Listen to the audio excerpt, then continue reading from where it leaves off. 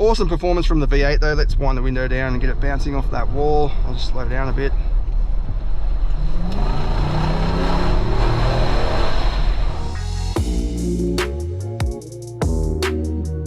The mighty Y62 Nissan Patrol has been on sale for quite a few years now, but it's still selling quite strong against its main rival, the Toyota Land Cruiser. It edges ahead in some areas. For example, this is available, or it comes with a petrol V8, whereas the Land Cruiser is no longer available with a petrol engine. This has also got fully independent suspension, front and rear, which means it's a bit more comfortable on the road. This example here is the flagship variant. It's called the Warrior. It's been re-engineered or engineered in Australia for Australian conditions. It's got custom suspension, tow hooks front and rear, bash plate underneath, chunky 295 all-terrain tyres mounted on custom 18-inch alloy wheels, some stickers, and what everyone wants, a side exit exhaust system. It's more of a bimodal exhaust, so it still has a pipe going through to the end of the vehicle. It's just under certain conditions, some exhaust will come out that side pipe and give it a nice crackling V8 sound. Very cool SUV, I reckon. Great for families looking to do a bit of exploring, a bit of adventure out in the bush. Now, I tested the 2014 model not that long ago, except they announced an update, and the biggest change is inside. The engineering team behind the Warrior, Premcar, has fit a new touchscreen system, replacing the old wooden center stack here. As per the sort of 2023 model, it does have some suede-like trim across the dash instead of the wood. And then down below, unfortunately, lots of piano black trim, which gets really dirty and mucky quite quickly. And there's a bit of chrome there as well. You can see the reflection.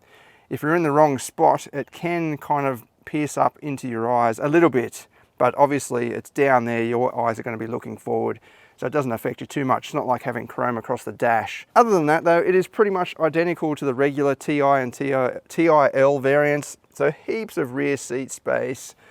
You've got your own climate controls, or some climate controls there, with vents in the ceiling, including in the third row. And yeah, reclining bench, center cup holders, big bottle holders in the doors, and more than enough headroom. Like, look, my head's nowhere near the ceiling. Even if I was really tall, I still wouldn't get close. And look at all the leg room I've got. Even if that seat was, you know, ridiculously further back and I was taller, my knees would really struggle to touch the seat. That includes in the middle as well. You've actually got quite a bit of room. The center console doesn't protrude out like it does in a lot of SUVs. And you can actually access this center console box, which is actually a cooler box. You can turn on and off. So if the kids want some drinks or whatever, you don't have to worry about attending to them all the time. I'll jump into the third row and give you a bit of an idea of how much space we've got. Easy flip fold mechanism for the seat. It doesn't slide on rails, which I guess is a little bit of a downside because you could adjust different amounts of space depending on what you need, because obviously there was so much leg room in the middle row. If you're carrying 7 adults, you might want to just slide that middle row forward a little bit because there's just so much room, just to open up the third row a little bit. But let's have a look. Yeah, I'm in. There's still plenty of space. My head's nowhere near the ceiling. I guess the main the first limitation is the floor height. My feet don't actually drop down that much, which is causing my knees to raise up a little bit. I've still got actual room there. My knees aren't actually touching the middle row, but I think if I was a little bit taller, my knees would be raised up even more. It's kind of the drawback of having a full off-roader SUV like this. You want clearance underneath the body, so that pushes all the cabin and everything up. And yeah, often is the case, the floor is quite high and your feet can't drop down that much. If you're after 7-seat capability as your top priority, I'd check out some of the rivals. There are some out there that offer a bit more space in terms of your legs being able to drop down a little bit and even an adjusting middle row, but they might not offer the off-road capability of something like this. So it just depends on what you want to prioritize. I mean, if you really want 7 seats as your top priority, then go with something like the Kia Carnival or the Hyundai Staria, because then you've got full adult capacity all the way through the rows. It's good to see cup holders in the back here, 2 on each side, but there are no charging ports. And there's actually a middle seat as well. And then up at the back here, sorry, I just had to move the vehicle. They were doing some grass cutting nearby. We've got a manual tailgate, which is a little bit disappointing. I'm not a huge fan of power tailgates on small vehicles like sedans and so on, but on a big SUV like this, the tailgate is quite large. It's not that it's heavy because it's got gas struts anyway that kind of assist the lifting. But yeah, it's just be so much easier to just hit a button and have it all close up for you. But look how much room you've got, even with the third row up. You've still got plenty of space for shopping or sporting goods or whatever. Got a power socket back there, which you could use in the third row, I guess, if you had a 12-volt plug there and just a USB converter or whatever. We've got a little bit of extra storage under the floor here as well. Now the spare wheel is under the back of the vehicle. I've changed one of these before. I had a flat tire in a regular Patrol. It is a little bit of a stuff around. You've got to put a rod through this little hole and unwind the spare wheel and it drops down. But it is good in some ways though, because if you're off-roading, the last thing you want, well not the last thing, but one of the last things you want is to have to put a dirty wheel back into the boot area, anywhere. It doesn't matter. You've got to get all your stuff out. If it goes underneath, get all your stuff out and put a dirty wheel underneath the floor there. Whereas with this sort of system, it doesn't matter how dirty it is. You just drop it down, you rotate that the rod that goes in that hole, it drops down, you put the new one in there, rotate it back up, sucks it back up underneath the vehicle. So you don't have to worry about it if it's dirty or whatever, it doesn't matter. Speaking of ground clearance, this does offer, the Warrior variant does offer more clearance than the regular Patrol models. This presents a whopping 323 millimeters against 272 in the regular models. And that does help improve the approach angle. So it's 40 degrees up from 28 degrees, but the departure angle is actually a little bit worse. You go from 26 degrees, or 26.3 degrees in the regular models to 23.3 in this. I think that's got to do with the tow bar, the standard tow bar on the back of the Warrior. Overall though, this does offer more off-road capability than the regular Patrol, no doubt about that. I went off-roading on the weekend with a mate. He's got a 300 series Land Cruiser, so a direct rival to this. It is modified quite a bit though, raised suspension, GVM upgrade and so on. And he got further than I did. I was trying to find a new track to do some off-road videos with, and it was just this little dead end thing. I didn't bother filming any of it. But yeah, this snagged on a certain section that was very rocky with rock ledges and so on. This snagged, or it was about to snag, it did actually touch the exhaust system. So that side exit exhaust, it's cool and it sounds good, but I don't think it's the best option for absolute off-road enthusiasts because it ruins the breakover angle a little bit, I think, anyway. The Land Cruiser got through, but it's got raised ground clearance and it was just, yeah, it had no problem getting up, whereas this, it just, just touched right there. If I kept going, it probably would have gouged the exhaust a bit, but then it would have hit the back wheel. So then it would have grabbed the back wheel and lifted me up the ledge. So it would have, I feel like that was the weakest link in the chain. If that exhaust wasn't there, I would have been able to get through, but that was really at the limits, in that certain condition anyway, that was the limits of what the vehicle could do. It was just that it was touching that exhaust. But yeah, I've been off-roading plenty of times in the 2023 model, and it's just a beast. It rips through the mud. That power is awesome. Good on the sand as well, having a petrol engine, because you can let the engine rev right up, which is, I think, the best for sand driving, because you just want to rip through that sand. Whereas a diesel, you're churning through it a bit more. Whereas this, yeah, the V8 is awesome, offers excellent performance as well. All right, we'll go for a drive now along the winding road here. Give you a bit more of an idea of how it drives on the road. Just on first impressions, now I know a lot of enthusiasts are going to get a bit angry at me for saying this, but I feel like the suspension is not quite right. I know it was engineered in Australia by a local team, which is great, that's excellent. Doesn't mean it's the best though, because when we're driving on a dirt road on the weekend, we went over some corrugations, and I found that that wheel really jumps around a bit, and I think they've tried to balance comfort and capability with flex and all of that.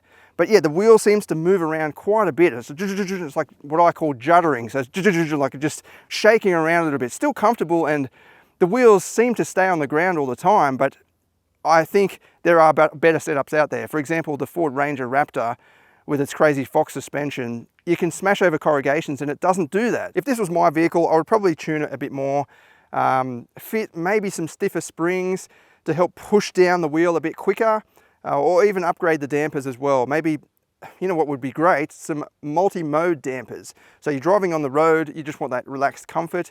and then when you hit the dirt, you can tighten them up a bit, tension them up a bit, so it's just a bit more braced and provides a little bit more stability, body stability as well. Obviously, yeah, it depends on what you're after. If you want absolute flex and so on, you're going to need something that's a bit more relaxed, I guess. This does have independent suspension, unlike the Land Cruiser rival with a live axle rear end. So you don't get quite the articulation that you do in a live axle, in my opinion. That's always an argument. It's a good way to start a fight at the pub. But I think old school fans will like the live axle more, whereas if you want comfort and on-road dynamics, independent is better. But yeah, still, I would probably like to see some sort of tweaked tuning for a updated version of this with it's just a bit more tied down. Anyway, I'll show you what I mean when we go out onto the road now. Just before we head out, I'll quickly show you this new touchscreen. So in Australia, the Y62 comes standard with the old touchscreen up here. It's quite crude graphics and menu flow. It doesn't even have Apple CarPlay. While overseas models, or some overseas models, get a brand new fascia. Nissan introduced a brand new fascia a couple of years ago. In Australia, the old system carries over. I don't know why, but that's just the way it is. Whereas the Warrior gets this nice new touchscreen. It's a custom sort of Warrior screen, I guess you could say. Main menu buttons along the bottom, physical buttons, which is great, a volume knob, which is also great. Then you've got this menu down the side. You've got a few different settings to play around with, devices, video, control, system. One thing I don't really like about it though is the brightness at night time. You can turn the brightness down for the instrument cluster, the mechanical instrument cluster, just using these very obvious buttons on the side. But this screen, you can go in and change the display. Where was it again? Here, display. You've got brightness 40%, 60%, 80%, 100%. Now, why don't you provide a full adjustment, just 100% sliding bar? Because I was driving last night, and even at 40%, it's just far too bright. And in fact, I was going to menu screens that had the least amount of sort of colors and stuff, just so I could get a darker setup. You can also turn the screen off, I think. I'm sure I saw that somewhere. But you know, what's the point of having a screen if you have to turn it off every time you drive? Just provide a lower setting. If there's a electrical engineer out there that can explain this, is there a sort of limitation there with the quality of the screen that's got to do with how low you can have the brightness? Because I find in some high-end vehicles, you can adjust the screen to be really, really dim, whereas some of the cheaper vehicles out there at the moment, they don't have much adjustment for dimming it down. So I don't know what this screen's like. I don't know about the quality and all of that. It seems okay. It seems to be pretty quick to load and all of that. But just, yeah, why only 40%? Bring that down to at least 20 or 10% or something like that. Or just, the best thing I think is just full adjustment, 100%. You can just put it wherever you want to put it. Other than that though, this is way better than the standard setup in the Y62 in Australia. Nice crisp graphics, and as I said, the loading times and all that are pretty good. And you've got a new climate control panel low down here as well. All physical controls, temperature control, dual zone and all that, aircon button. It's just, that's the best setup I think in these modern times where we've got these big screens. I think having climate should be separate. Doesn't matter if you want to make this dash look nice and clean and clutter free when you're standing there, when it's stopped. I think having a separate climate panel is more important. And look what happens after just a few days anyway. It gets covered in dust, so it doesn't look that good and clean and clutter free anyway. Down below here you've got the usual Nissan Patrol drive modes. Sand, snow, locking rear diff, traction control off, and obviously low range. Getting back to that suspension setup, now I don't know if this has affected the steering, but I guess changing the geometry a little bit in terms of the ground clearance and so on would affect the steering in some way. The Nissan Patrol Y62 has always had a kind of unusual feeling of steering in my opinion. It's very light, but also it's kind of like it's shaped like an aggressive cam lobe, where it's, you know, you're on center, and as soon as you go past center it sort of just flops down either side, and it becomes a little bit too sensitive, especially for a vehicle like this. I mean, you've got the early Mitsubishi Tritons that had a steering setup that was not sensitive enough. You know, you had to rotate the wheel a full lock just to change lanes, whereas this, you don't have to move it much to get a response. I think for a serious off-roader you want something a little bit more relaxed, just so you can have you can be a bit more sensitive and just make fine controls when you're off-roading. But it does handle quite nicely down a mountain road like this. There's not too much body roll. There's a little bit of flex from the tires as well, obviously. Bit of a stick there. But yeah, it actually handles quite good, especially for a very hardcore off-roader. The front end does lean a little bit on that corner tire, which you'd expect. But yeah, over the bumps, it absorbs the bumps well, but I just still think it just bounces and vibrates just a little bit too much. Awesome performance from the V8 though. Let's wind the window down and get it bouncing off that wall. I'll just slow down a bit.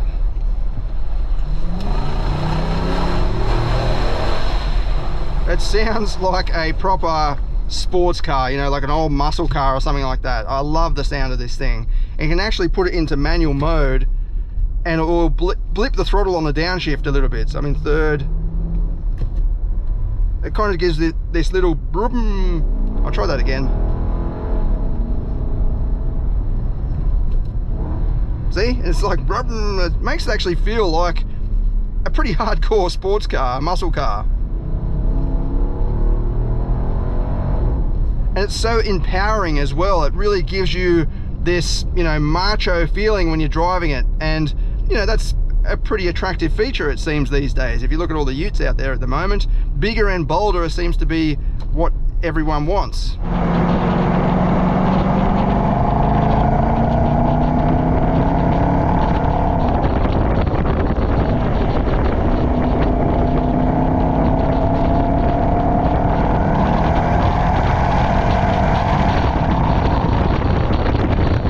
It's very easy to drive, and I think the V8 actually helps in that area. You can just cruise along, or you put your foot down and it responds.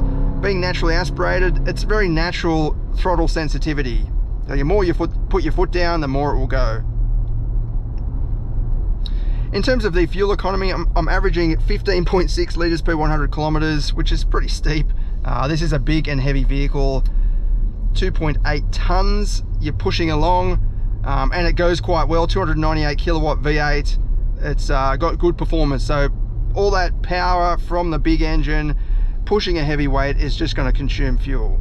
That fuel consumption figure is mainly suburban driving, a bit of highway stuff on country roads like this.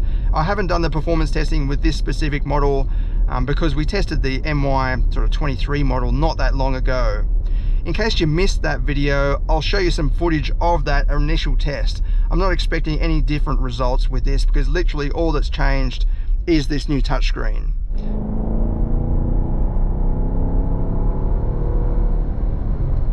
And out on the highway, it's a lovely cruising machine. That V8's just purring along, good overtaking performance as you'd expect. And those big chunky tires, they don't roar as much as they look like they would roar. It actually just cruises pretty much with the same sort of noise level as the regular model, probably because the wheels are just so far away from the body. This car is, or this vehicle is so big that you don't get some of that roaring noise that you get with smaller SUVs and utes when you fit aggressive off-road tires. I could happily drive this around Australia, cruising along the highway. I don't need to raise my voice hardly at all to maintain a conversation. There's pretty much no difference. I'm definitely going to miss this V8 when it's gone. Alright, let's switch to the 0 to 100 test from the sort of 2023 model.